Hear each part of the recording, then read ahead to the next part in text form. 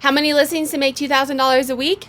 I'm going to show you 2 different ways guaranteed to work in today's video. Let's jump right into it. I am showing you the golden formula for resellers. This is a spreadsheet. It's linked down below that you can purchase. It's a couple bucks on my website. If you are a YouTube member, you get this for free along with a couple other spreadsheets to help you hit your goals and courses for free and all of that. So check that out.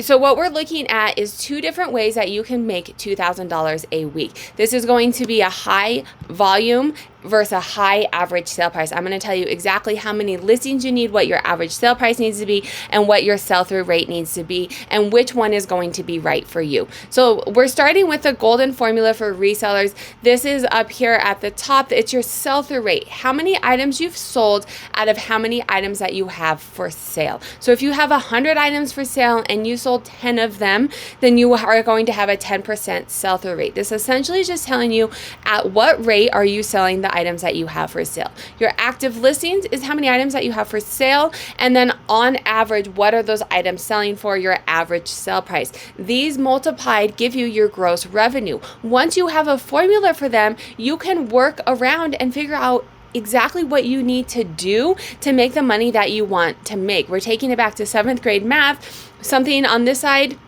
you have an equal side, it equals on this side. One goes up, the other goes up. They have to equal the same thing. Now, if math is scary to you and you don't want to do it, that is why I've created these spreadsheets. That's why I've created the dashboards, to be able to show you your numbers and your data, to look at this information without having to figure out all of the math behind it. It's going to allow you to make strategic decisions about your business and know exactly what you need to know. So you can do a high average sale price model. You can have a high average sale price. Let's say your average sale price is $40. You need 1,000 active listings. Oh, that came up. You need 1,000 active listings and a 5% sell-through rate. You'll make $2,000. These numbers are editable. So if you guys get this spreadsheet as well, you can go in there and say, hey, this is my average sale price. This is my sell-through rate, and it'll do all the math for you.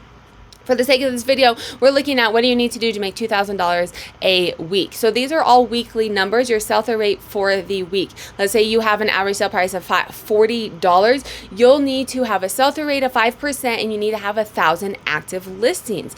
Now, let's go ahead and look at, scroll that up. Let's go ahead and look at the same thing if you have a high volume. High volume means that you're going to have a higher sell-through rate, so you're selling more items, but you can have a lower average sale price. If you want to sell items that are $10, you can absolutely still make $2,000. The numbers that are changing, though, is you need 1,400 active listings. You need more available items for people to purchase, and your sell-through rate, your weekly sell-through rate, is 14%. That's also going to produce $2,000 a week. It's a numbers games, friend. Now figure out what works better for you. I'm going to show you exactly which strategy is going to be best for you depending on your knowledge and the inventory that you have access to. A high average sale price strategy is going to be less listing, you have less items available, less photos, less cleaning, right? You have less items available, less storage. However, you're likely going to have a longer days on hand.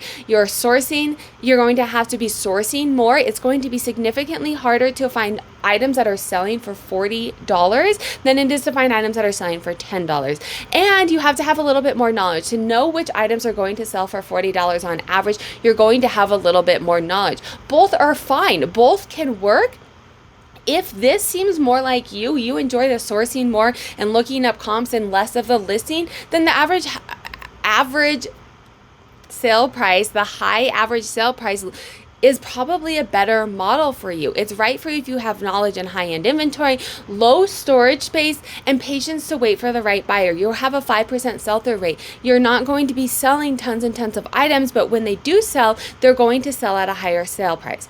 Now, if that's not for you, and I will say for me, I tend to be a little bit more of a high volume seller because I don't have the time to source.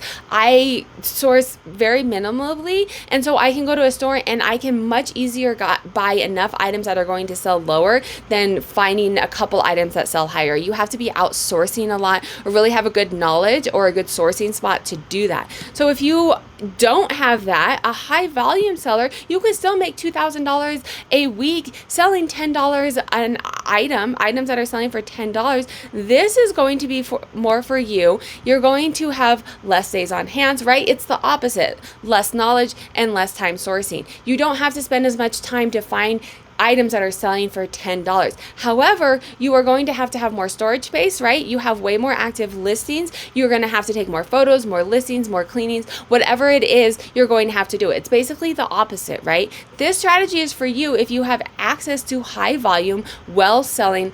For me, I sell women's fashion, so that would be like mall brands. But things that are selling lower and you have access to getting a lot of it, this is probably the better strategy for you. If you're really good at processes and you have lots of storage, if you are going to be listing a lot more items, taking photos, cleaning, and all of that, you really need to have processes that are going to be very time savings.